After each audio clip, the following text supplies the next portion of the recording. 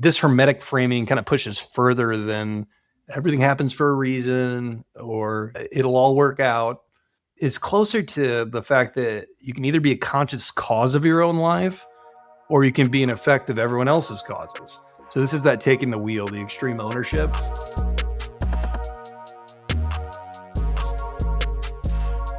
All right, we are in the dog days of summer, and as Stephen mentioned, it's a bunch of travel. We got a few solo podcasts to bring to you, dear listeners, and this first solo in a while, I wanted to go, without Stephen here, into some of the ancient text stuff that is a big passion of mine. And this is an area that it's really not technically ancient.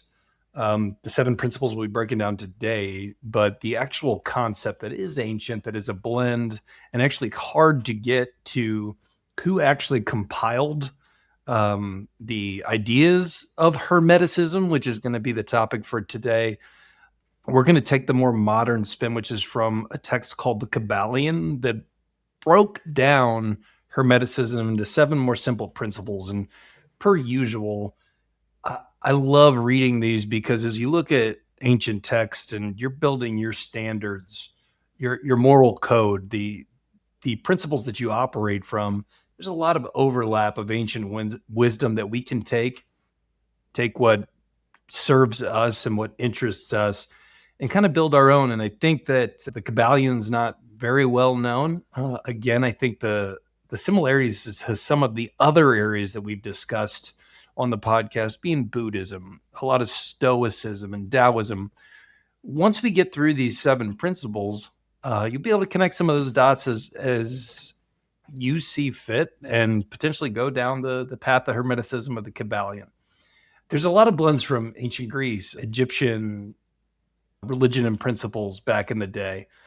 And when we think about back to like Buddhism's teaching on impermanence, that's kind of similar to the rhythm concept. Stoicism's as within, so without is the discipline of the inner citadel. That's correspondence.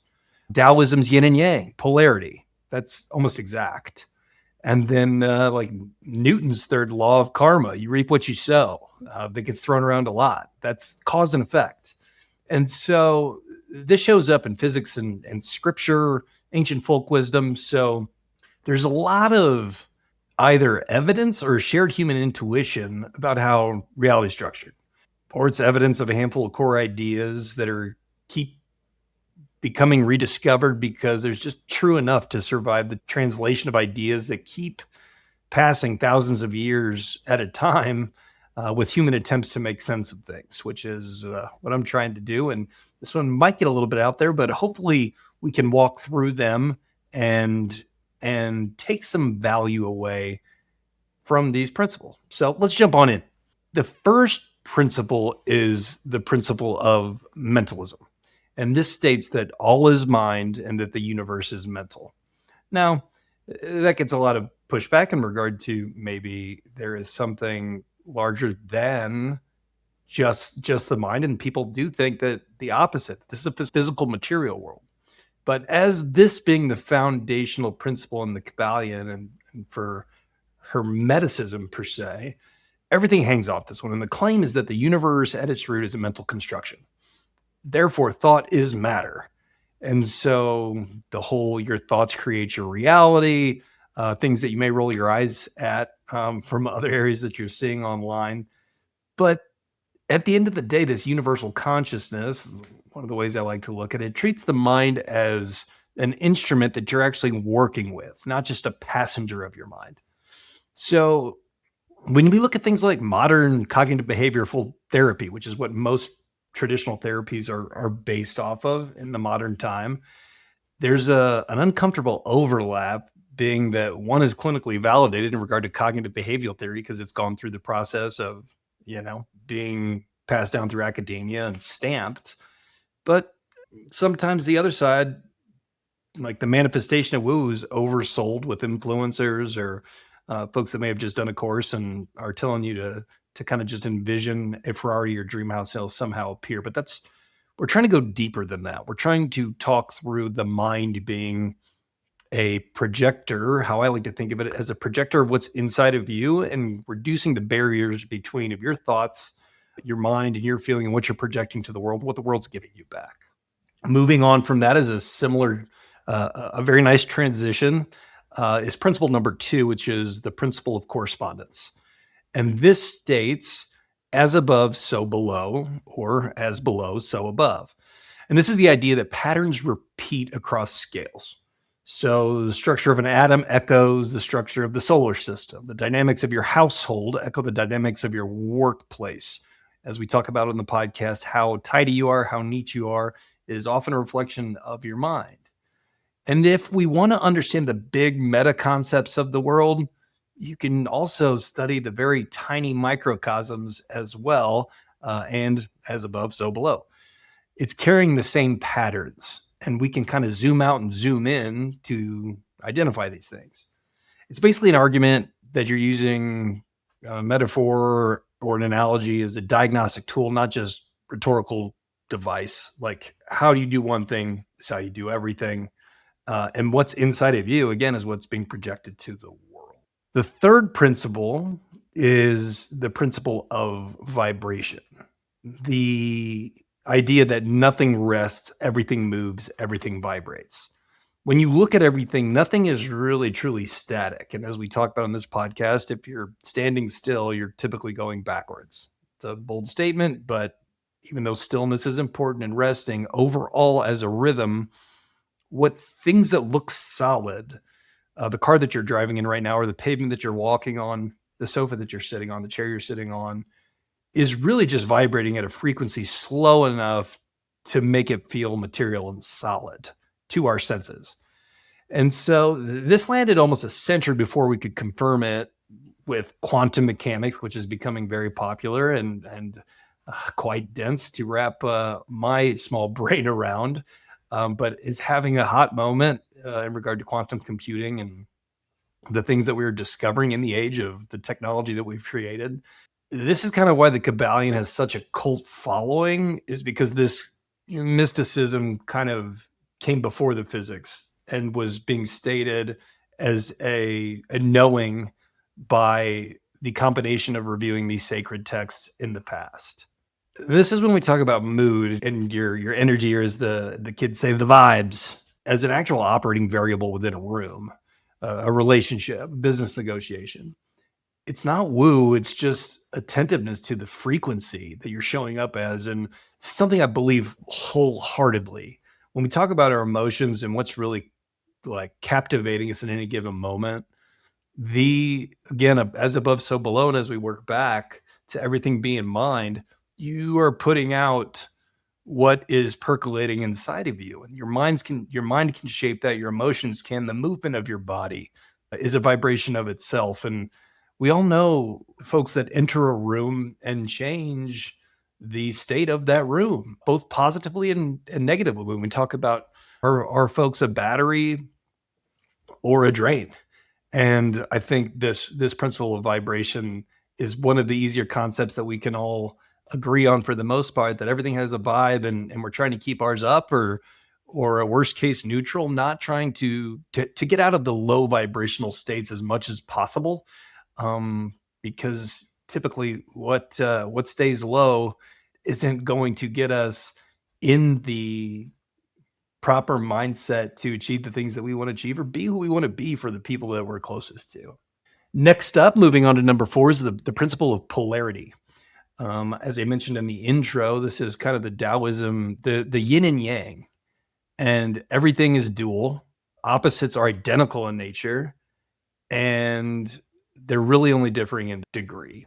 So when we talk about polarity now, it's pretty easy to go to politics. And when we look at the bell curve of humanity, we have some very strong polarizations that a pendulum swings back and forth. Some simpler ways to break this down is like hot and cold aren't different things. They're the same phenomenon of different points on a spectrum, different degrees of temperature, love and hate, courage and fear. It's not that you don't defeat the opposite pole. You can transmute along that spectrum based on vibration. And knowing this, I think, again, a goal for me is to often get back to neutral. and try to prevent the swings of the ups and downs when we talk about the peaks and valleys of life. The principle of polarity helps with that, acknowledging the degree of where you might be swinging any areas of life, whether it's emotion, energy, um, troubling obstacles that might enter your life. You're not eliminating fear, you're sliding further up or down the same axis. We can reframe it based on the principle of polarity. Building upon that, we next have number 5, the principle of rhythm.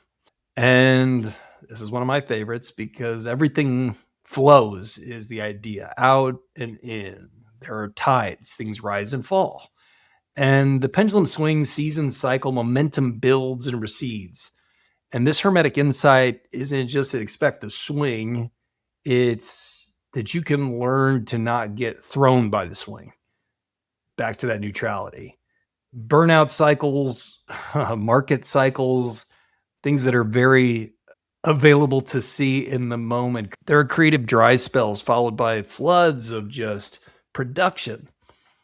Rhythm as the principle here explains why just push through always is bad advice. And pacing is actually discipline. Basing your energy off what is being thrown at you and swimming that tide is finding that rhythm and the 5th principle of the Kybalion. Number 6, one of the easiest ones to get our minds around as humans that think we're logical, but are actually quite irrational and make emotional decisions all the time. But this one tends to make a lot of sense, is the principle of cause and effect. And so that every cause has an effect, the effect has its cause. Chance is just a name for a law that's not recognized. And this is where you can say what you want about luck, but nothing happens in isolation. What looks random is usually just a cause that you haven't traced yet.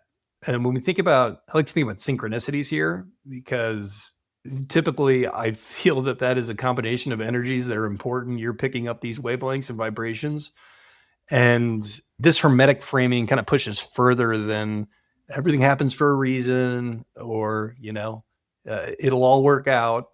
It's closer to the fact that you can either be a conscious cause of your own life or you can be an effect of everyone else's causes. So this is that taking the wheel, the extreme ownership, which again is paradoxical when we look at the laws of polarity of I am going to be able to adapt, but I'm going to do everything in my power to figure out what the right action is and be accountable for how I'm showing up as a human being. And I think this is the philosophical backbone of accountability language.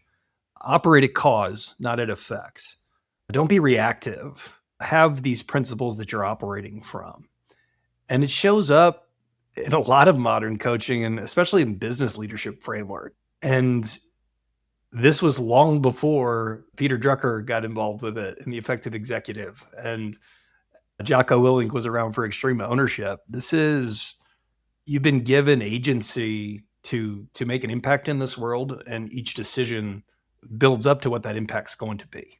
And 7th one might ruffle some feathers this in this day and age, but challenge you to kind of zoom out. It's a principle of gender. Gender is stated in the Hermetics as everything having its masculine and feminine principles. And so this is one that, from what I can gather, is frequently misread. It's not about biological sex. It's about two complementary and generative forces present in everything. Kind of similar to polarity and being on spectrum, an active outward initiating force and a receptive incubating and gestating force. Every act of creation, a business, an idea, a piece of art, a human requires both.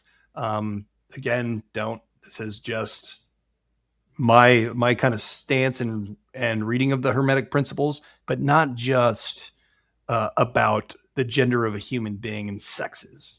I think what I keep coming back to as in reading some of these concepts, and what I like to ruminate on is like, they're not asking you to believe anything supernatural. It's about noticing patterns, which I think is what makes us human beings so incredible and unique in the world. Is if you notice a pattern that keeps showing up, whether it was, something that happened into a therapist's office in 2026, or this document that was built in 1908, or all the way back to Egypt and Greece, all of these things might keep showing up in all of these different areas because it's how things actually work. I guess my challenge for you listeners is in this week, and thank you for humoring me if you've made it to this point, is to pick one of these principles, just one, and go looking for it. Watch for rhythm in your own energy this week. Watch for polarity with the humans that you're working with and might find yourself in an all or nothing framing or negotiation. You don't have to buy into the whole cosmology to find something in Hermeticism that's useful. And if you want to go to the source, the Kybalion is a public domain and it's free everywhere online. We'll try to get some links in the show notes. I think it only took about 90 minutes to read, and there's a much more consolidated version than this, even online. And I'd say start there and argue with it. It's kind of the whole point, is if there was anything that kind of triggered you, I'd lean into that and see what comes up, and would love your feedback in the comments. Ever you may want to reach out to us. We're looking forward to getting back with you together, bringing some guests on. And I hope that this summer has provided a really nice break as we hit that halfway mark. I know it's been the theme in the last few episodes, but I know as we gear up for some events around masterminds, and even from a corporate perspective, halftime is extremely important to really see what you can get done in the second half of the year. And the reflection is only something that's going to help the most important thing, which is the actions that you're taking on whatever personal mission it is that you're on. And we're here to help however we can. Hope you got something out of this. Enjoyed taking a look at Hermeticism and the Kybalion. We'll be back at you next week.